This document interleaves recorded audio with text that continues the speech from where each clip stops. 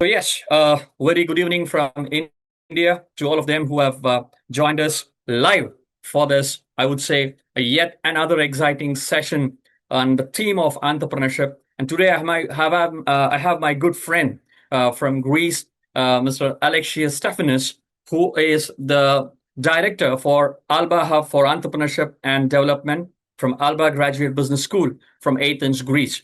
The best part is that, we just signed an association, a formal association with Alba Graduate Business School that marks a great beginning. And we just had signed the MOU yesterday, and today we are all here for this wonderful session on entrepreneurship. I indeed look forward to a long lasting relationship with Alba Graduate Business School in terms of research collaborations, a student exchange program, the global immersion programs, and many more. Well, for those of us who are not a part of GIBS, quickly about us, we are a business school which has high repute since the last 11 years. We have 1,000 plus students in our campus running two niche programs, the Bachelor of Business Administration and the Postgraduate Diploma in Business Management, PGDM programs. We have a great diverse batch of students, I would say, from north part of India to the southern part of India. The diversity has always been a great strength of us.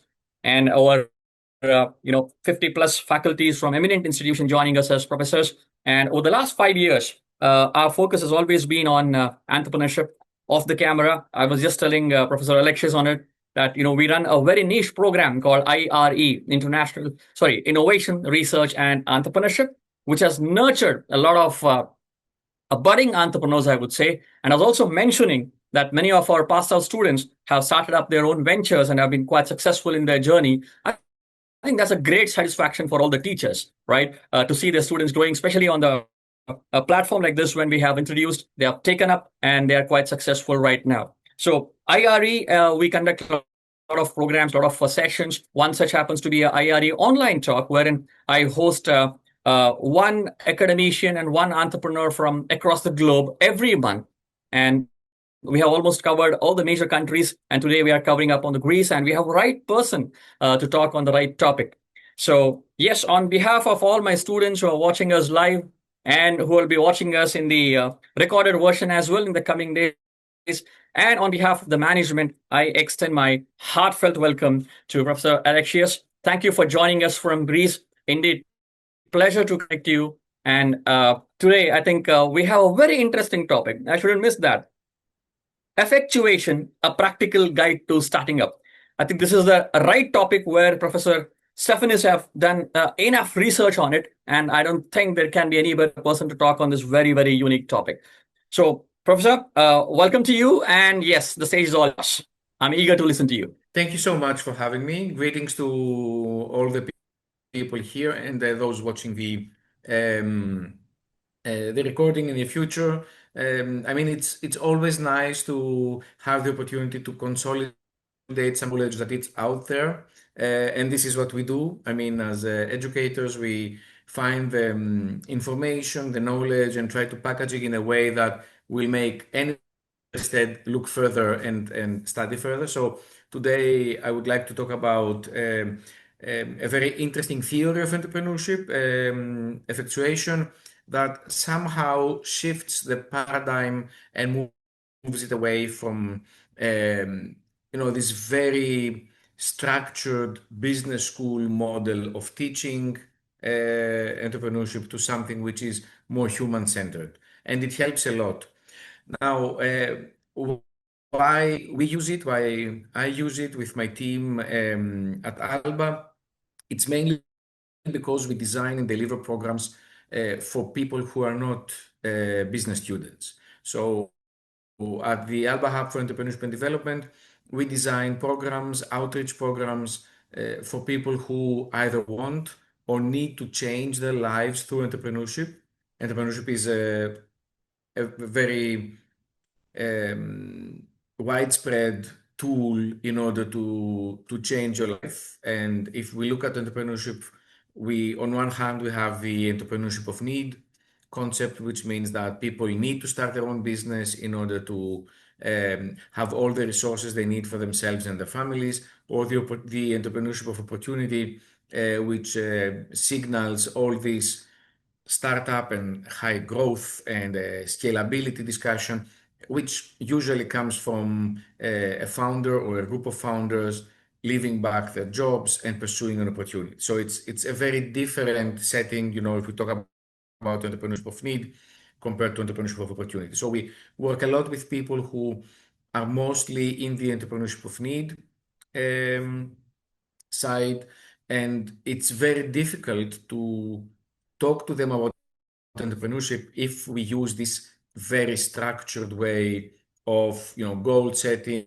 raising the money, implementing, managing, exiting. Okay, so um, using effectuation and understanding effectuation uh, um, gives us the opportunity to help each individual leverage on their own attributes, and I will explain this in a moment. So, just to introduce myself, my name is Alexis Komselis. I mean, it's easier. The names are very difficult, in different cultural settings. Yeah. I'm half Greek, half German. Okay. So I grew up in Greece, but my mother was German, and I have this cultural shift between Central Europe and Southern Europe. We're discussing about the changes in the Greek economy, and although I started studying as an engineer, the entrepreneurship one, and I started, studying for a second undergraduate degree. I moved a business degree, focused on entrepreneurship, and then I further focused on the sub-segment, let's say, of family businesses, which is my, interest, and it gives a lot of insights of how teams can work effectively. If you can make a family work together effectively, run a business, this knowledge can easily transpose to any kind of group. So let me just also open the chat in case there are any questions. Okay. No, questions, Professor, I would take at the end.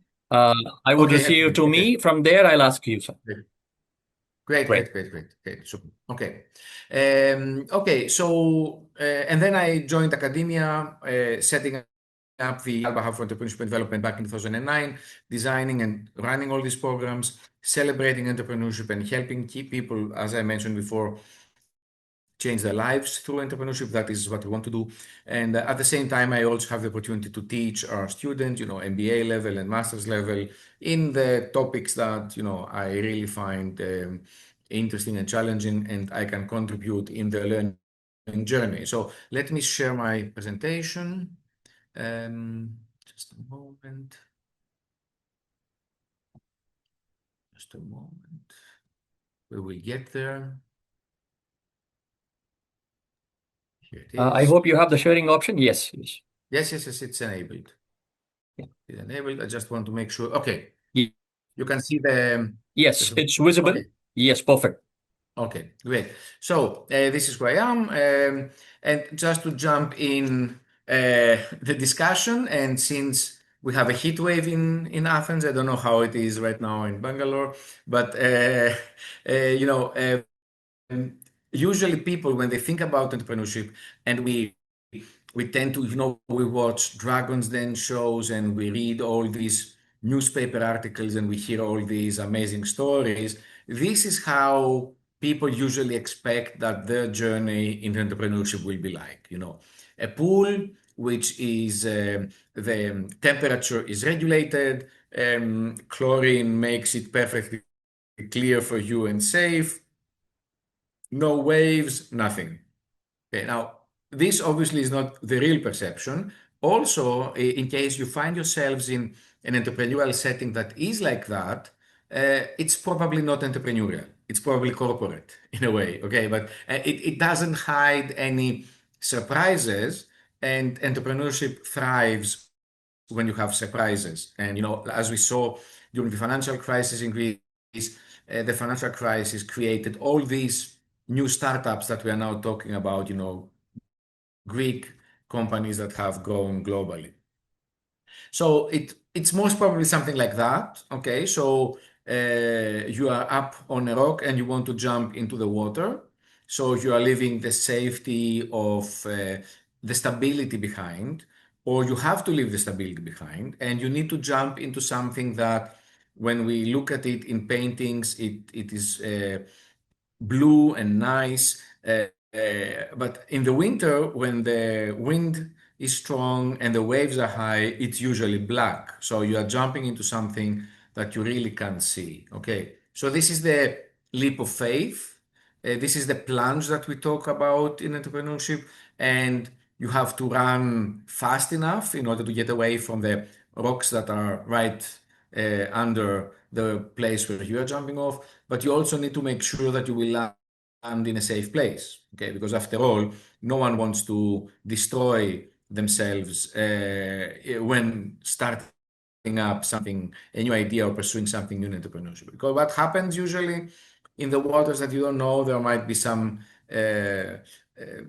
negative surprises, something that you really don't want to deal with. Okay, so it's the decision of each entrepreneur if they want to start just as they are, or if they want to prepare themselves. So if you look at these two images, you will notice that on the right hand, the diver is using some assistance. Okay, and this is why you should rely on all of these discussions, on the resources given to you by your business school or any other, incubator, accelerator you have, because entrepreneurship is a very lonely process.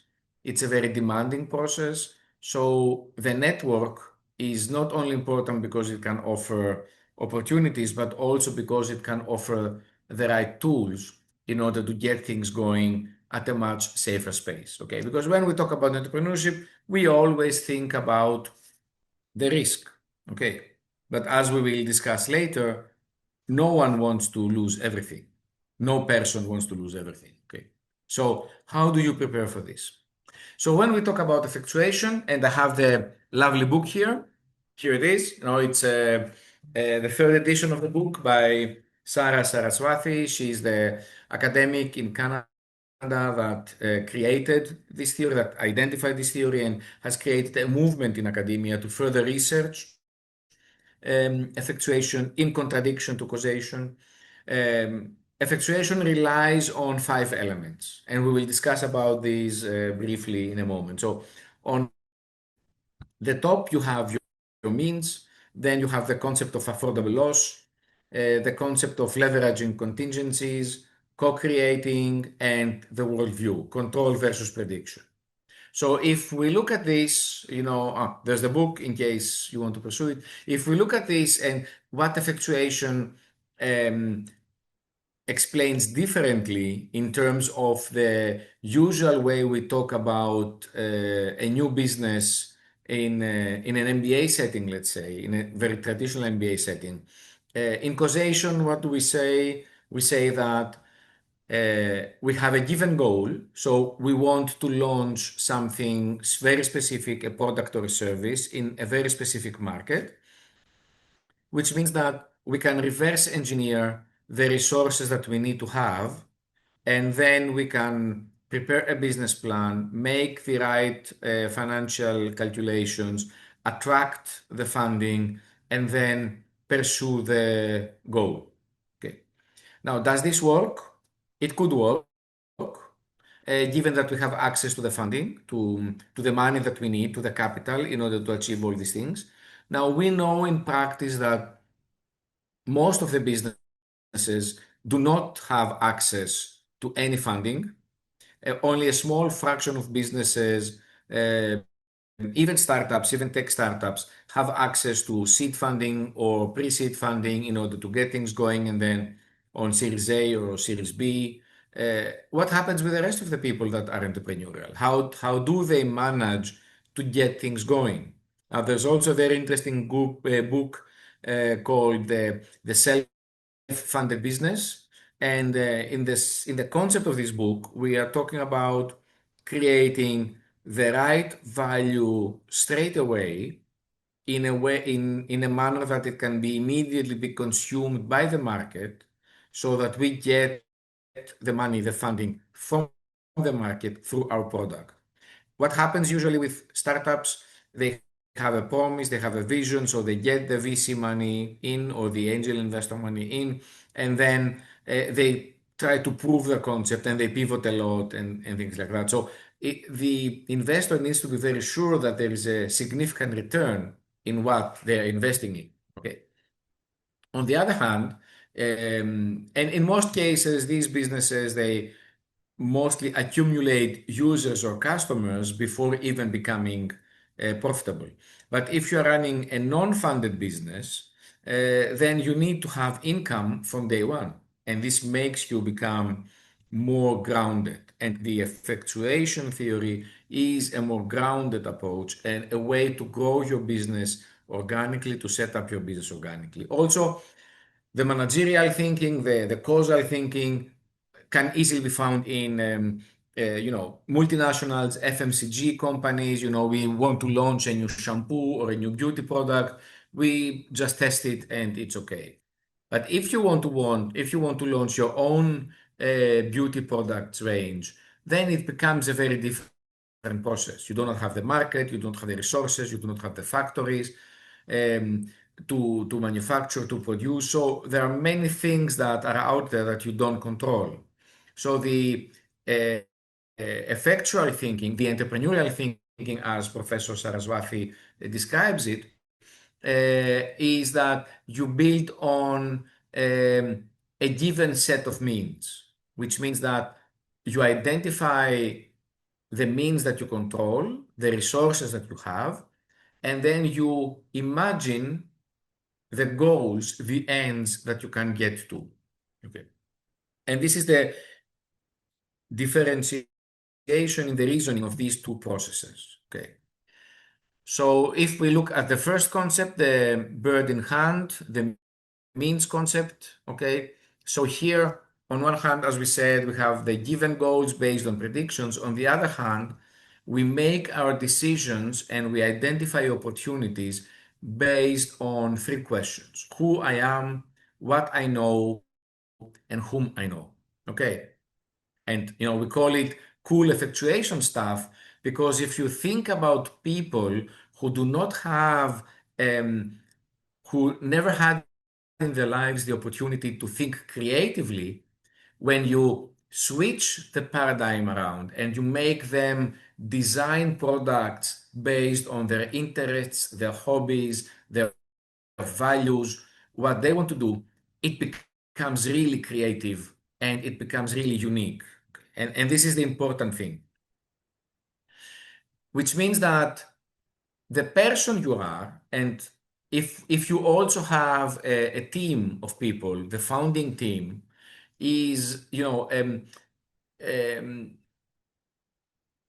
is a unique set of experiences, knowledge, values, contacts, resources, and all of these things.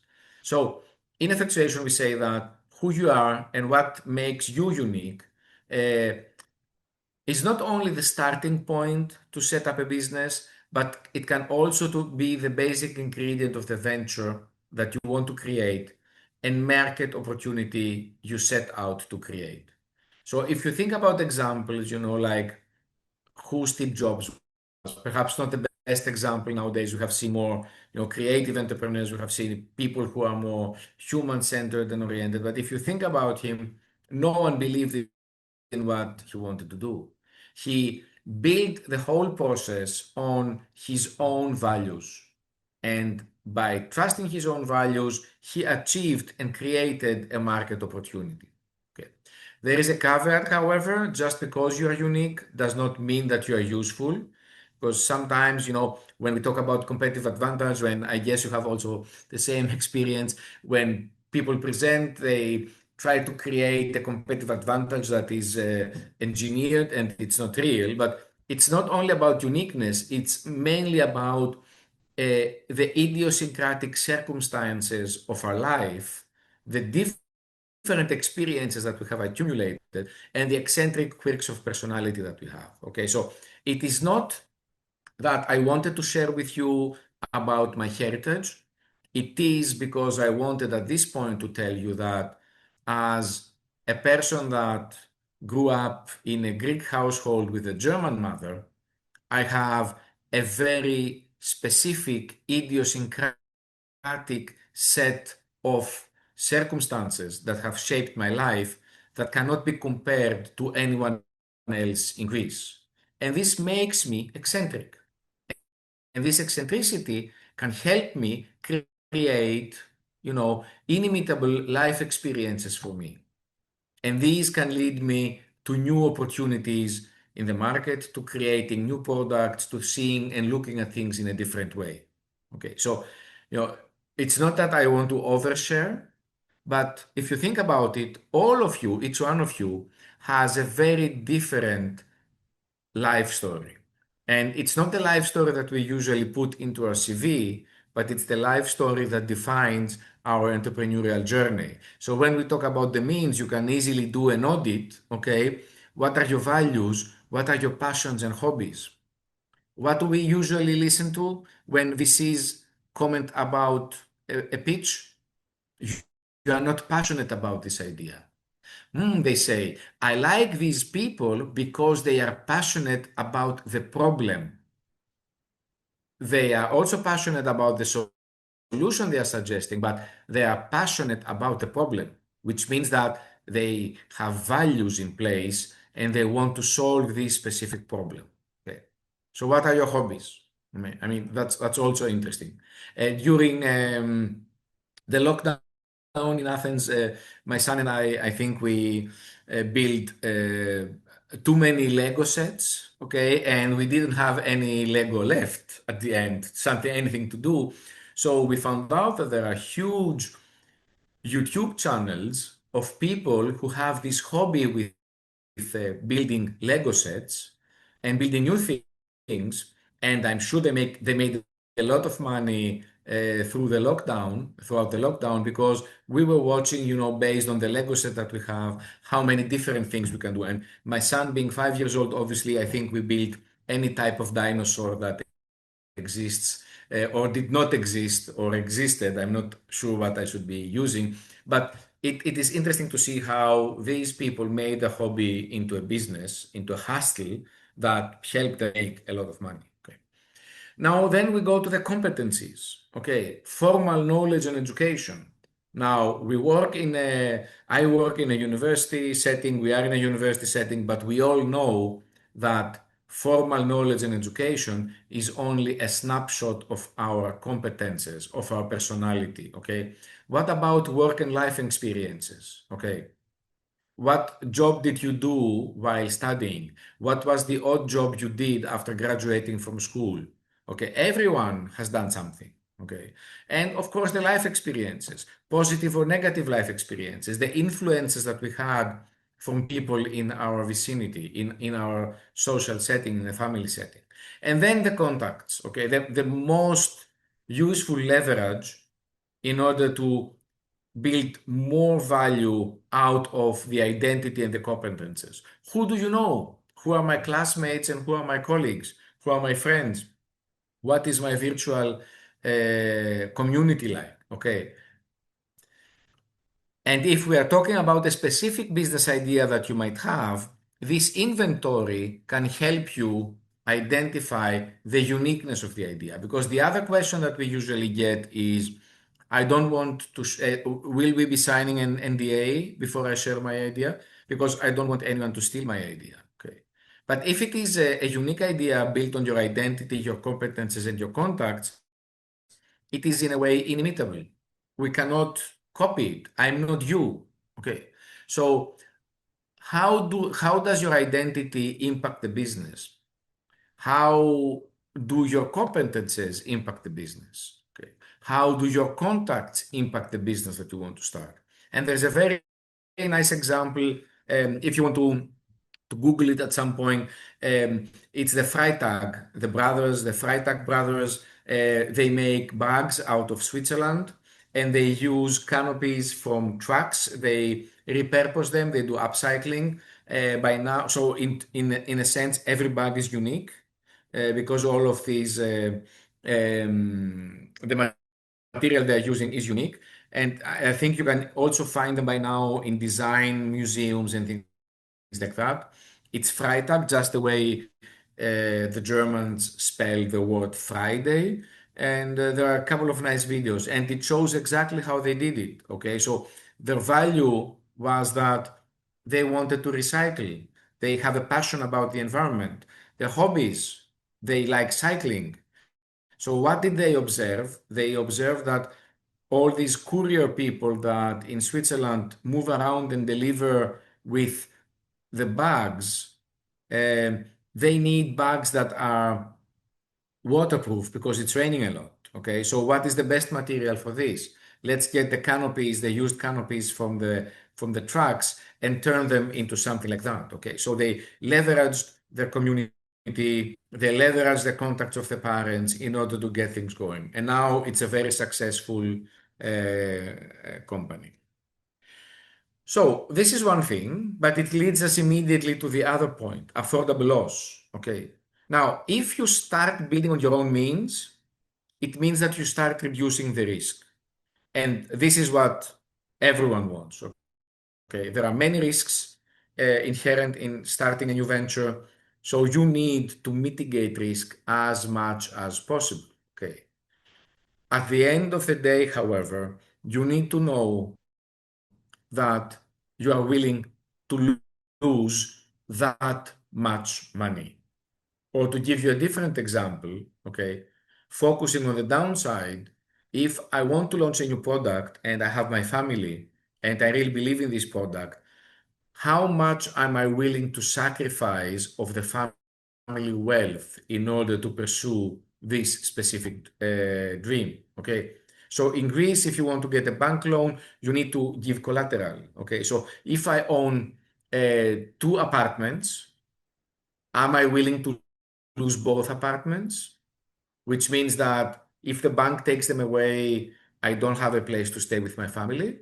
Or am I willing to lose only one of them?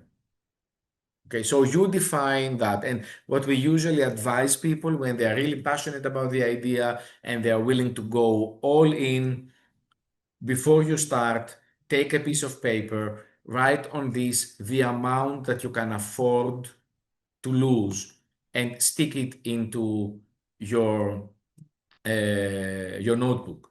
Okay. And when you reach this amount, it's time to stop. If you think about it, it's exactly the same way as an angel investor behaves.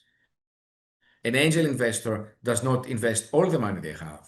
They invest a percentage of the money that they are willing to lose because they know that they most probably will lose this money. Okay. So it's the same exact way. You are the angel investor of yourself at the beginning. How much are you willing to lose? It's not only money, it's also time, it's family time, it is your job that you're doing, you know, your stress levels, all of these things. How much are you willing to lose? Okay, so if we look at how we approach now the risk return and resources discussion, uh, now in business schools we talk a lot about expected return, but in effectuation we call it the affordable loss. Okay, and this also connects really nice to the startup discussion that we usually have. Okay, what do we say? Fail fast, fail cheap, right? uh, Risk little, fail cheap. And then you can learn out of this. And this new experience adds beautifully to the experiences that you had already accumulated. And what is experience? Experience is the number one risk reducing factor. Okay, this is why young people with less experience are willing to risk more. And this is why people, 50 plus who want to start something, they risk less. But do they risk less? Not necessarily. They risk wiser because they have the experience. Okay, so this is really interesting. And if we want to take some time and look at this, I happily share the presentation with you. In whose shoes would you like to be in? If you have three profiles, okay. So you have three people. with different financial and non-financial elements, okay? But what do they want to do? What are they willing to lose? Okay, who would you like to be? Would you like to be the 45-year-old with three kids, um, middle management, end of career guy, €500,000 savings? Um, okay, so he's looking at a 2 million investment. Okay.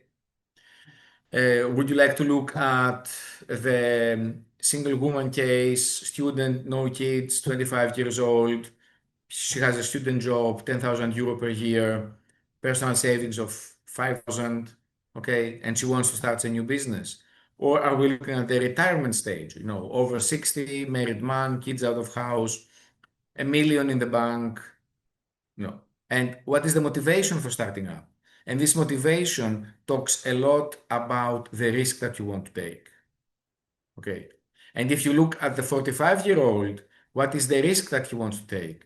He wants to take the risk for not taking the risk of not becoming an entrepreneur, because this is also a huge risk if you have ideas. Okay. But how much should this person be willing to lose with the three kids at home? That's a big question. Okay. So what can you afford to lose? As we said, time, okay, long-term savings, family, home equity, credit card accounts.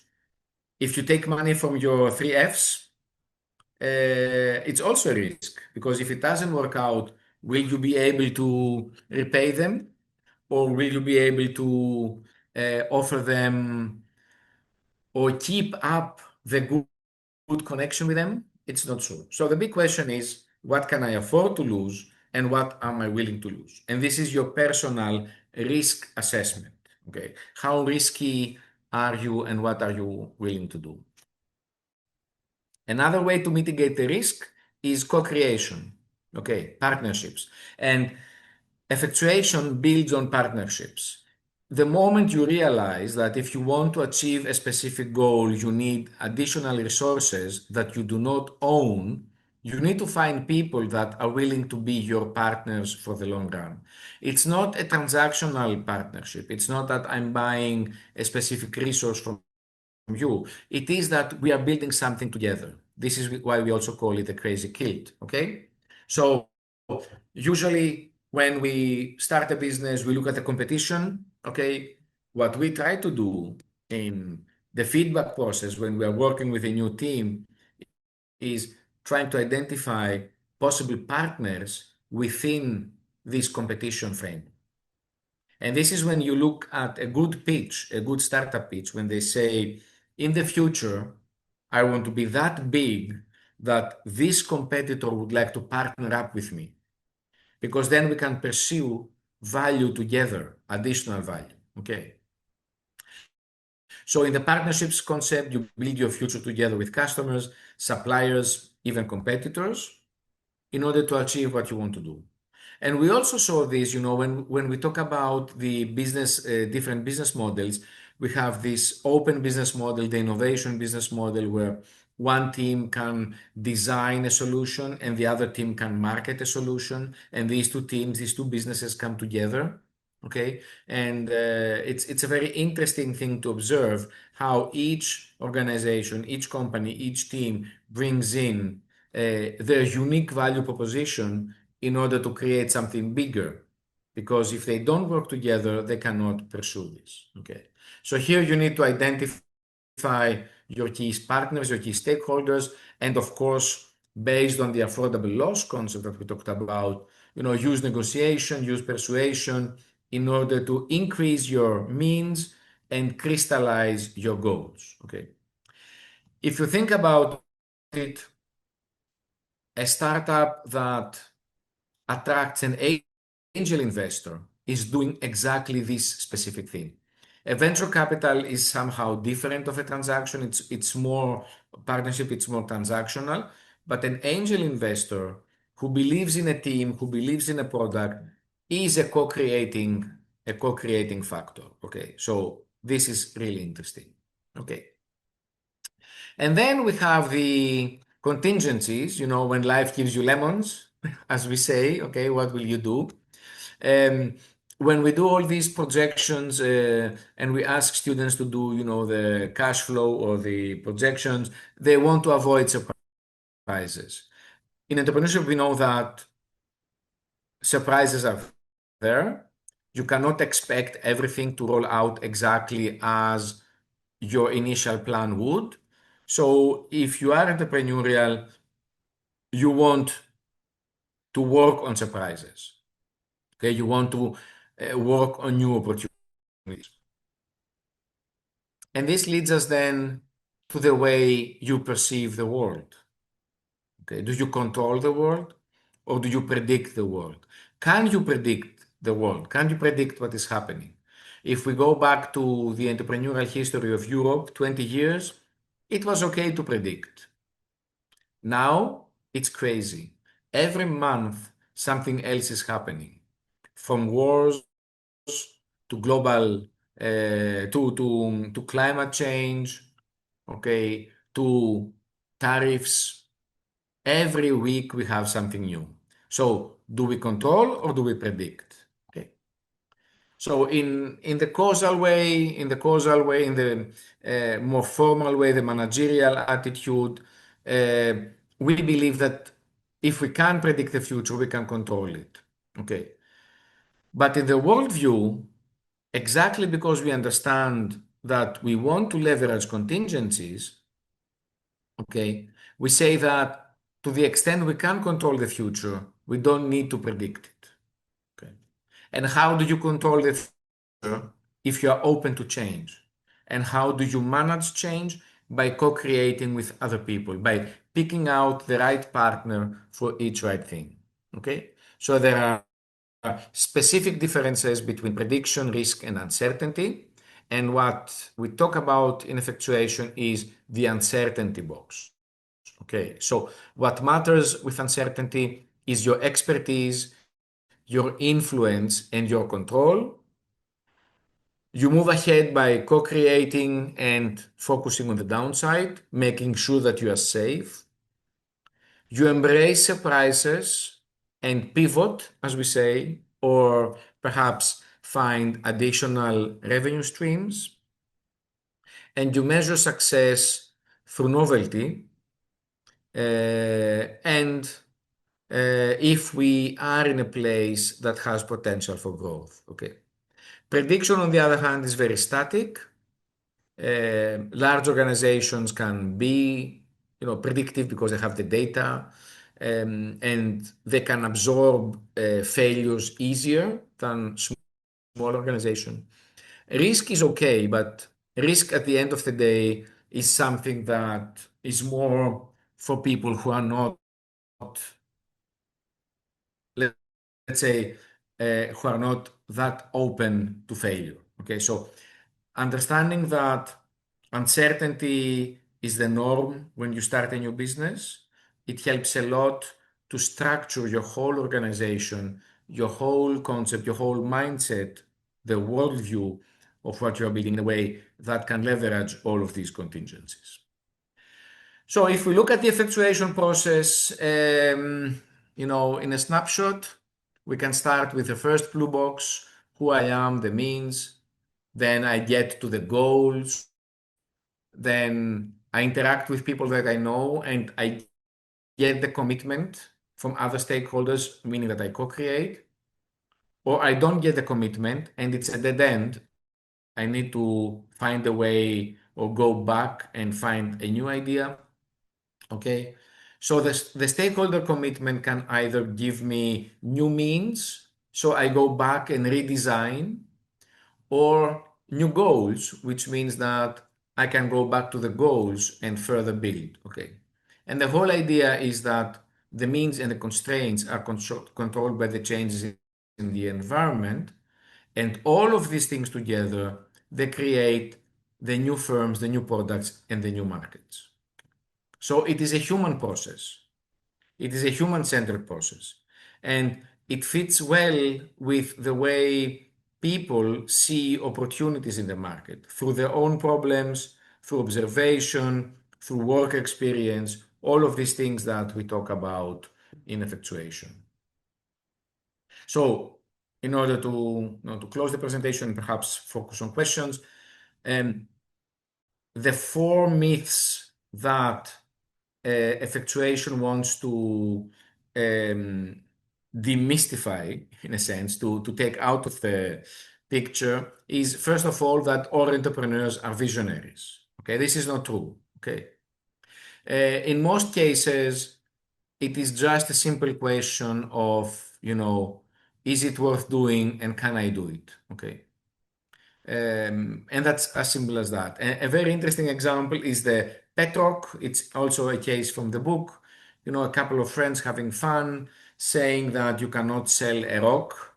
And then one of them designing a whole concept where you would buy your friends a pet rock. You can see it in a breathable box because a pet needs to be able to breathe. It has a nest. And you also get a booklet of how to play with your pet rock. You need to roll it over. You can tell stories. So, it's not like it's a visionary concept, but it is something that made a lot of money. The second question is that entrepreneurs are risk takers. That's not the truth. Okay. If we look at the bank, which is not a risk taker at all, sets up a specific target return, and then they try to reduce risk through insurance. Okay, so how do they do this insurance? They get third-party insurance, or they manage to get some, I don't know, things from you that guarantee that you will pay back, and they try to lower the risk factor. Okay. Now, an entrepreneur, as we discussed with the affordable loss concept, will pick a comfortable level of risk and then start pushing out in order to make as much money to get the return that they want and even more by staying within this comfortable level of risk. The third is entrepreneurs are extraordinary forecasters, or they have this gut feeling, okay, or this hunch. Well, not true. Okay. Entrepreneurs build on what they know at the specific time, and they try to enhance this through their network, through their contacts, and through acquiring new experiences. Okay. So depending on where they are, they can either be, when we talk about in general about entrepreneurship, it can be an adaptation stage or a planning stage or a market stage. But in effectuation and the observations of the team that have developed this theory, we focus on uncertainty. High emphasis on control, low emphasis on prediction. Okay, so it's not about forecasting, it's about controlling. And entrepreneurs are not like the rest of us. With this theory, and I mean, we have tested this, okay? For over 5 years, we ran a program for refugees that arrived in Greece from war zones, and we saw that all of them are potential entrepreneurs to the extent that they can do something that brings value to the market. Okay, so exactly the same way that you have the success rate of startups that, from closing with no debt to going to the IPO, it is a sport for everyone, as long as you understand the dynamics. And then what? Okay, how does this connect to the overall startup process? Okay, if you look at the business model canvas that we use as a tool, or the lean canvas, okay, you can see the co-creation element in the key partners. You can see yourself in the value proposition, okay, and you can see the affordable loss in the cost structure. You can also see the contingencies, the leveraging contingencies in the customer segments and in understanding the market. Okay, so it really works. And how does it help? And as a last comment, it helps you work on the assumptions that you build into your business model. Because if you don't go, from my perspective, into this human-centered approach of understanding your entrepreneurial journey through effectuation, you build far too many assumptions in the model. And what are the key reasons for a new company failing? The managerial capabilities and the access sources. Okay. And these are assumptions that you can control. So I hope that this was a positive note to close my brief introduction of the theory, and I'm happy to respond to any questions or discuss any points that you find interesting. So let me stop sharing, and Yes. I'm looking forward to the discussion. Great. Fantastic. I'm very happy to say that I already have a bunch of good questions, which I'll take it with your permission. Yes, the first one. Is effectuation useful even if I don't have the money or the big idea with me? Effectuation is useful, especially this case, Correct. because if someone does not have the idea, we also run a set of sessions for people who either have to become entrepreneurs or want to become entrepreneurs and don't have an idea. And the means process helps them identify opportunities that they did not know about. Okay. And if you think about small scale, small steps, organic growth of a business, the more you know that you control, the easier it is to implement an idea without external funding or without funding. Absolutely. Okay. Point taken. I'll go with the second one. Can anyone start a business using effectuation, or do you need any special skills for it? No, it's just another way to look at the same coin. Right. Okay, because when we talk about stuff, and this is what entrepreneurship researchers do, they observe human behavior and human interaction, and they come up with different ways to look at it. If we look at the businesses that have made it and we go back, all of them had a business plan. Okay. But this does not mean that every business that started with a business plan succeeded. Right. Uh, so just understanding that entrepreneurship is a human process and not a financial process helps you see yourself and the whole, let's say, project that you have ahead with in a very different way. And this is important. You don't need to know anything about it. It's just interesting to to feel that you are controlling the process, not the process controlling you. Absolutely. I mean, that's a very valid point. It's a big point indeed. Yes. If I'm having a team of my own, how do I convince my team to adapt an effectual approach? It's a good question, I feel. Yes, I mean, another way we use effectuation Mhm. in order to, when you use the business model canvas, you can use it for a new idea or you can use it for an existing business. And when you do use the business model canvas for an existing business, you want to identify new opportunities.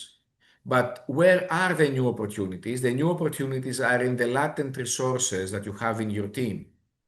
So if you do the means inventory exercise, or if you understand how people look at uncertainty and risk, or what kind of opportunities people see outside the business, you can engage the entire team in designing something bigger or something new. Okay, so instead of trying to preach effectuation, you can use effectuation to elicit new ideas from the team, commitment, and have them also redefine the future of what you are doing.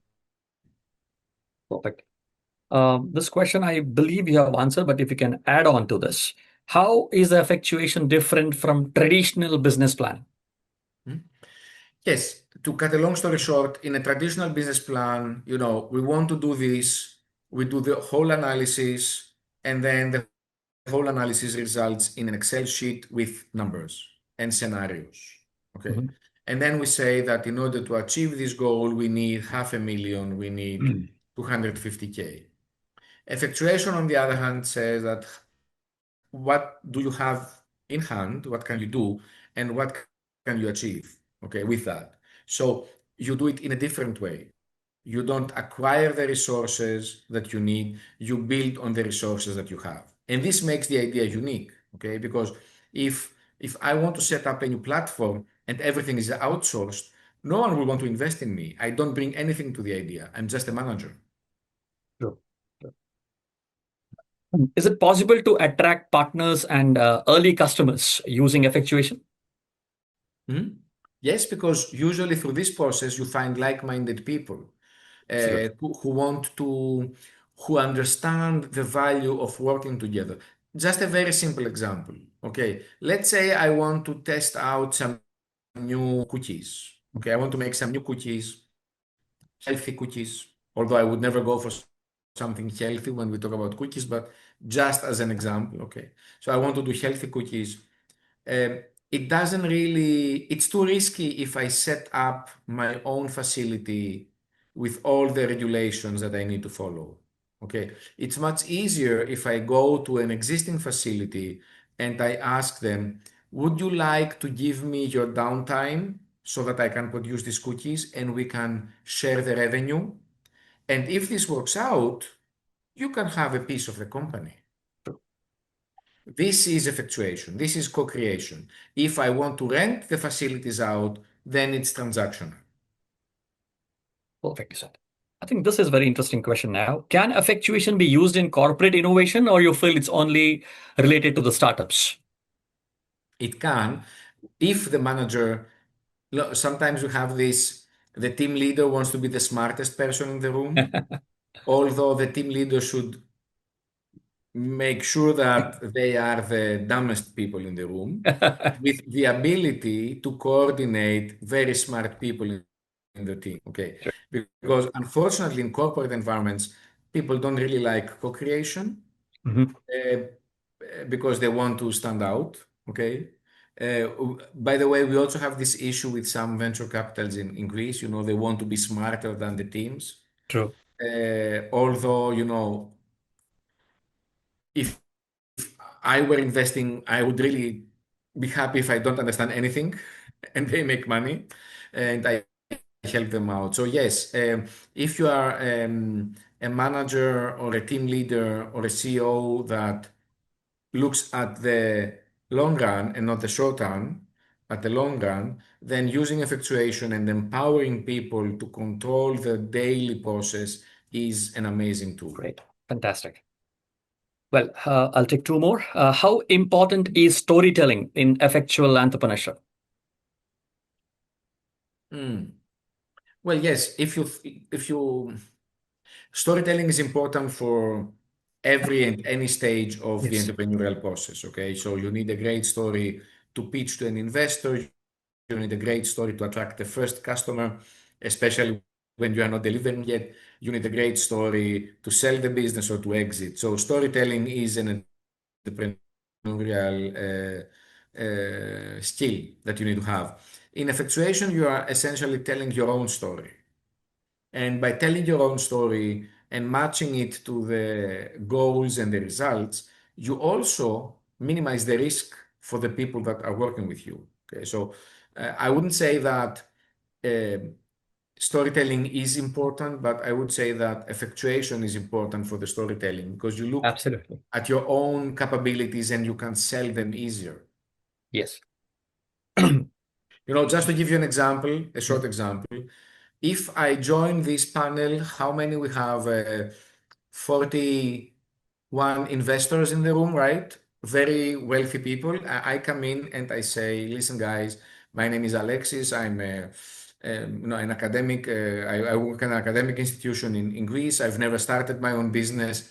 And I want to set up some summer home, some vacation real estate on Mars. Will you give me the money? You will probably laugh at me and think that it's kind of a stand-up comedy, right? But if my name is Elon and I join Ah, this, no matter if we like him or not, this and he says, "Listen, guys, I want to set up a set of homes on Mars." Probably from the effectuation perspective, this person, if there is a person that can do it, then it's this person. absolutely. Absolutely. That's a wonderful example that you could give about it. Yes. Yeah, this is a typical question that we tend to face from every young entrepreneurs. How do I handle fear of failure in the early stages? Well, this goes with the age, okay, Right. obviously. And failure is a big thing socially Right. but we also know that the entrepreneurial aspiration is not family or socially approved necessarily. Okay, most of the families in Greece want you to become a doctor or a lawyer. If you tell them that I want to become a developer and make this, they like, are you crazy? Why are you not joining the public sector or doing something like this? Okay. Um, but the younger you are, the better you can absorb risk and turn it into experience. Uh, Now, I would say that in order to be fair to yourself, and not this failure being lethal or life changing in a negative way, you should make sure to follow all the rules, not only effectuation rules, but any kind of rule that helps you mitigate risk. I mean, in the startup process, we have this customer validation. Uh, we have the process. We have the tendency to look at variable costs instead of fixed costs, all of these things. Okay. Right. And then if you're afraid of failing, then this means that you're a human being. Okay. Now, it's a good thing because if someone is not afraid of failing, then they are really dangerous to themselves and to their family. Okay. So, fear of failing, uh, what would you do if you were to jump from this rock that I showed before? You would probably, first of all, go to the beach, test with your toes whether the water is warm enough. Then you would perhaps swim a bit to see if it is safe. I take the last question with your permission. This Yes. is from the investor's point of view. This is a good question, I believe. What kind of a risk do investors face when the startups adopt the effectuation approach? That's a good question. Now, the effectuation approach can perhaps limit the growth rate of a business. It probably helps people have a more stable growth, a more organic growth, but not the rapid growth that a venture capital would like to see. Okay. Um, and there is